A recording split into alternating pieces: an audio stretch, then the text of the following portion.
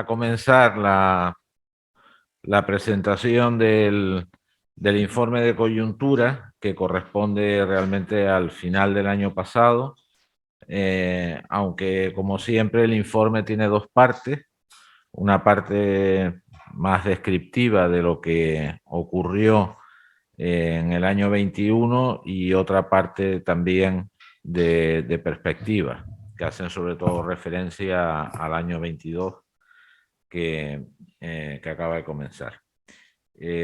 Como siempre, José Miguel González, el director de consultoría de Corporación 5, nos hará la explicación del informe y luego dejamos también un rato para que comentemos y preguntéis lo que estiméis oportuno sobre la coyuntura económica en las islas. ¿No está aquí? Ah, bueno.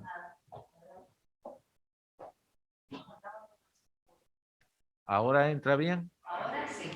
Vale, no, me imagino que nos estaréis oyendo los que estáis conectados. Sí. Y entonces, si José Miguel eres tan amable con la ayuda de la presentación, pues nos haces la introducción a este tema. Perfecto.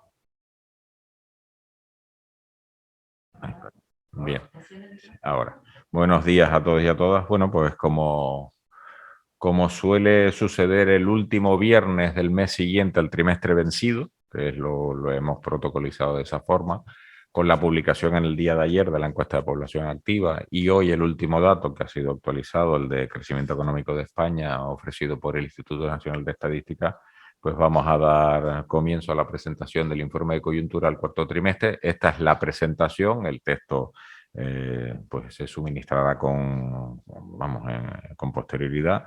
Y estas son las principales ideas que intentaré trasladar de forma breve. Bueno, los indicadores de demanda y de precio hacen que, tal y como se esperaba, la recuperación en determinados tipos de sectores, nosotros nos centramos principalmente en matriculación de automóviles y en venta de cemento, que son dos indicadores adelantados al ciclo, pues vemos cómo poco a poco la línea del 2021 se ha ido recuperando paulatinamente, incluso sobrepasando ya en cada uno de los meses las mejoras que se planteaban en 2020. La venta de cementos tiene unas oscilaciones temporales dentro del año. Tengamos en cuenta que la incorporación de las toneladas mes a mes, pues bueno, genera ciertas distorsiones, pero al menos se han mantenido con una mayor estabilidad que la sufrida el año anterior, sobre todo, que es el que hemos tomado de referencia, en donde la parte del confinamiento era mucho más abrupta, tal y como se ve en los meses de marzo y abril. El índice de comercio al por menor no lo hemos podido actualizar a último mes, a diciembre, porque en esta ocasión el INE la va a publicar el lunes 31 sí lo tendremos, pero al menos vemos que la recuperación paulatina, más en volumen que en empleo del sector comercial hasta el mes de noviembre, pues también ha sido un importante dato. Se espera, aunque las navidades son en todas las comunidades autónomas, quiero decir, no es algo monopólico de nuestra región, pero bueno, es un momento en donde la cartera de pedidos de este sector pues suele generar importantes crecimientos. Entonces ya el lunes actualizaremos el dato, pero a día de hoy, el de noviembre, fue positivo. Tanto es así que el índice de recuperación general, Canarias lideró la media de toda España, aunque en empleo el arrastre sí es mucho más limitado. Ahí. Desde el punto de vista del sector turístico también ha habido una cierta recuperación con la llegada de vuelos. Está pues prácticamente hasta el 5 de enero están incorporados. Se ven las oscilaciones de las restricciones autoimpuestas por la entrada en determinados tipos de fases y también por las impuestas por parte de países terceros. En la siguiente gráfica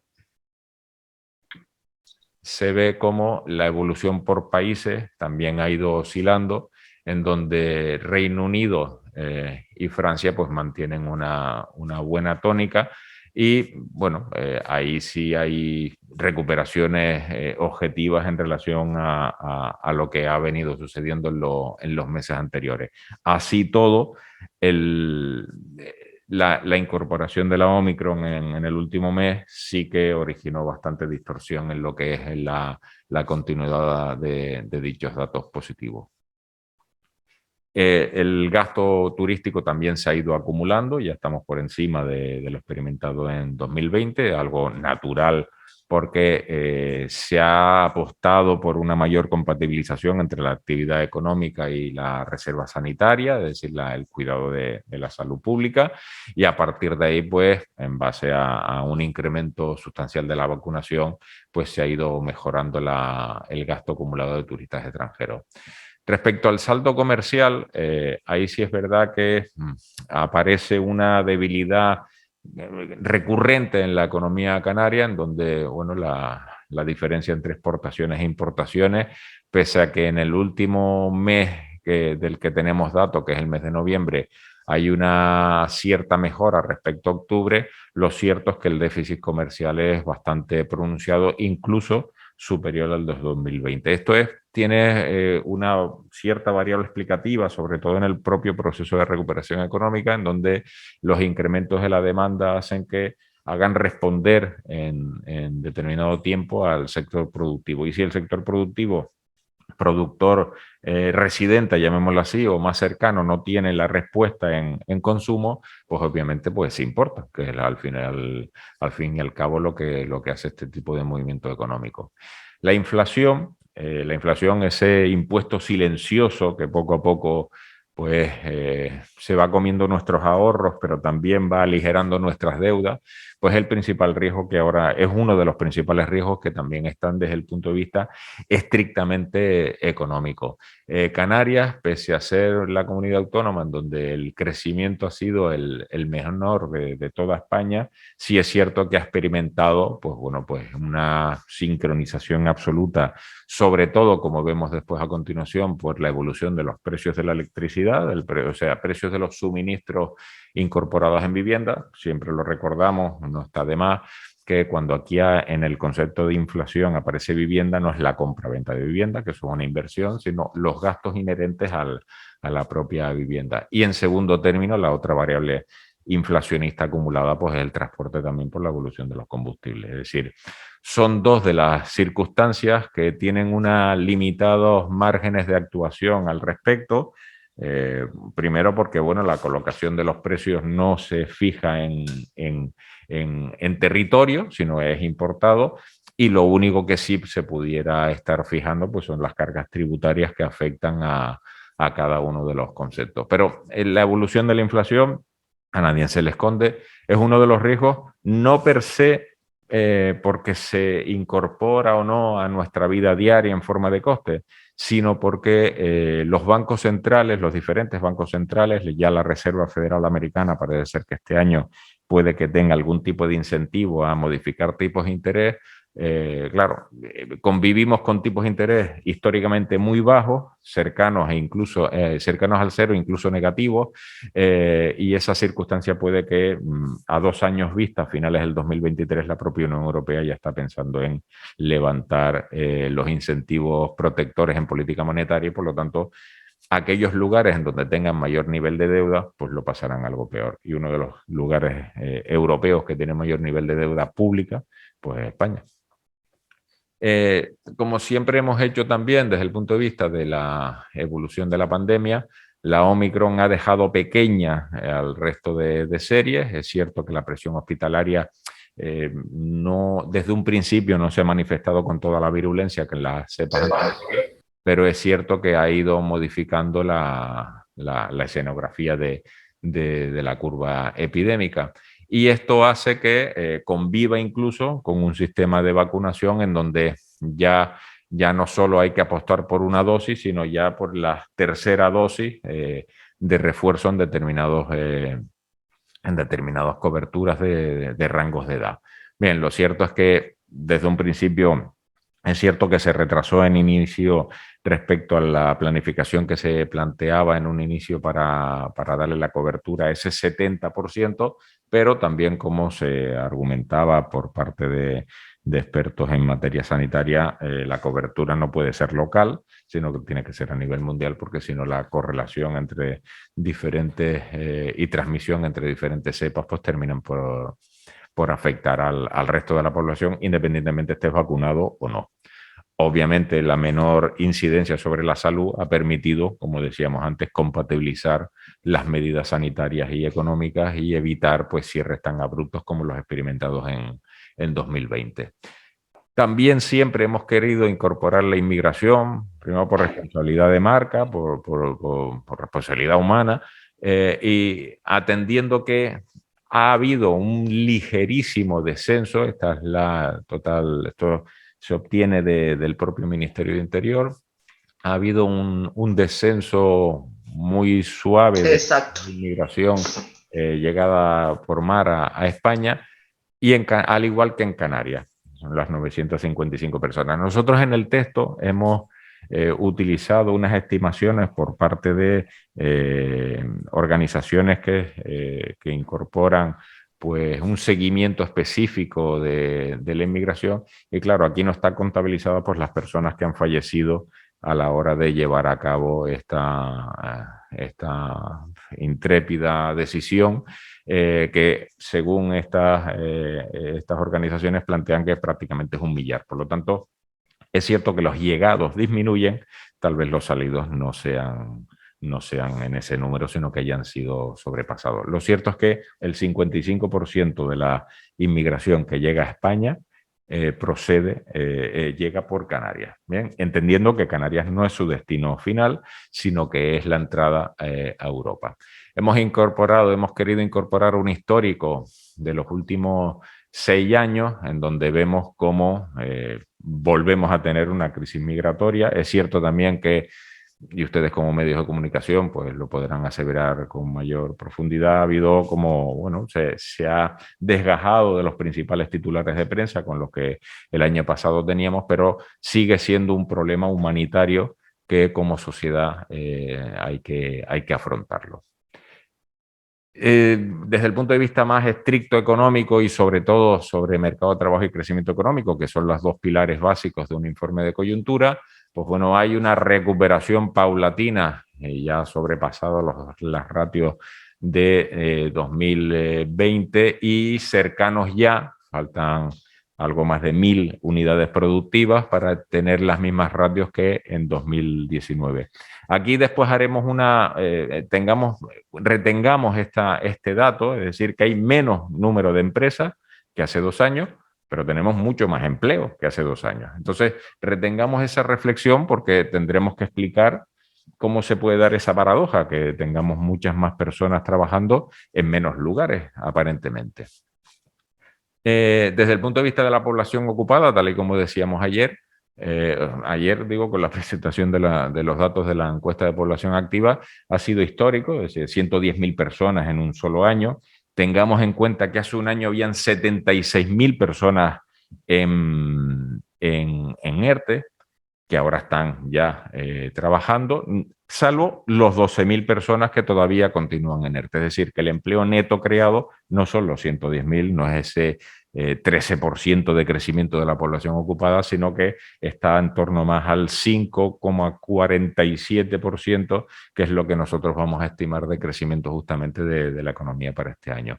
Lo cierto es que afortunadamente, la variable explicativa es, por un lado, la salida, la recuperación del sector privado de ese tipo de empleo, pero también el empleo público. Es decir, tenemos unas fauces importantes, un sector económico que es prácticamente una quinta parte de nuestra economía, en donde ha establecido ese esfuerzo colectivo en materia de empleo. Ahí el riesgo que se corre es el sostenimiento o no de ese tipo de empleo, ¿vale? Porque eso pues bueno, pues hace que si no se tenga una estructura más endeble, sí es cierto que la apuesta por el tejido privado, lo que veíamos antes, todavía quedan 1.000 empresas menos que hace 2 años y hay algo más de empleo, pues bueno, pues esa motivación también tiene que estar presente a la hora de plantear políticas económicas, tanto públicas como decisiones privadas. Como decíamos, las personas en ERTE, ya estamos en vías, ya tenemos menos incluso que las inicialmente planteadas allá por el mes de marzo, cuando todo el aspecto COVID comenzó. Y también otra de las circunstancias que nosotros solemos hacer es estimar la tasa de paro con personas en ERTE o sin ERTE. Bueno, esto tiene dudas metodológicas dentro del gremio, pero nosotros nos atenemos a la definición que hace la encuesta de población activa, que es persona que activamente está en disposición de trabajar, mayor de 16 o más años, pero que no puede hacerlo. Y una persona en ERTE está activamente dispuesta a trabajar, pero no puede hacerlo. Es cierto que ahora la distorsión entre una cosa y otra es mínima. Hay bueno, pues prácticamente ahora estaría en torno al 20%, cuando realmente la de verdad, la de estadística de verdad, está en el 18,94. Ya es simplemente un punto porcentual de diferencia. Y ya llegando al final de la presentación, pues ahí nuevamente se ve la paralelización entre la tasa de paro y el crecimiento económico. Es la principal, no son las legislaciones, que también hemos querido referirnos a la reforma laboral dentro del informe en sí, del informe escrito, pero realmente quien genera empleo es el crecimiento económico, sea cual sea la legislación existente. Y ahí justamente esta gráfica la queremos colocar y con un horizonte temporal enorme, justamente para poder plantear tal afirmación. Bueno, desde el punto de vista de los pronósticos, lo que nosotros planteamos es que después de lo sucedido en 2020, con una caída corregida de la economía canaria y española del 18 y del 10% respectivamente, España en la mañana de hoy se conoce el dato de un crecimiento del PIB del 5,2%. Nosotros, en base a lo que comentábamos antes, la intensidad de empleo demostrada en 2021, con la disminución paulatina de las personas en ERTE, con el número de empresas incorporadas a lo largo del año, estimamos, nosotros desde el principio habíamos llegado a la estimación que estaba dentro del intervalo del 5,3, 5,7%, pues bueno, pues estimamos el 5,5. Salía el dato 5,47. Bien, lo hemos querido redondear simplemente por no colocar dos decimales. También hemos incorporado tanto las previsiones que hace la Comisión Europea incluso las previsiones que plantean dentro del texto el Fondo Monetario Internacional. Así todo, estas medidas son compatibles con la recuperación ya prácticamente total, ya no del empleo, porque hemos visto que la recuperación del empleo no es PIB, sino la recuperación del valor de la producción, pues tal y como habíamos defendido desde el 2020 prácticamente, pues a lo largo del 2023. Es decir, cuando bueno, se nos comentaba que probablemente la recuperación podía venir antes, pero es tal el entorno de incertidumbre. Ahora tenemos otra de las variables adicionales, como un posible enfrentamiento bélico dentro de territorio pseudo-europeo y geográficamente europeo, y a partir de ahí pues también genera otros procedimientos de incertidumbre en donde, tal y como se planteó en la rueda de prensa anterior, ofrecida en el mes de octubre, la COVID sigue siendo el principal riesgo al que nos enfrentamos, pero que ahora tenemos inflación, tenemos tensiones geopolíticas y obviamente tensiones de interrupción en cadenas de suministros por reacción de la demanda y no poder reaccionar de forma tan rápida por parte de la oferta. Y esto es cuanto yo tendría que presentar. Muchas gracias. Muchas gracias, José Miguel. Si os parece,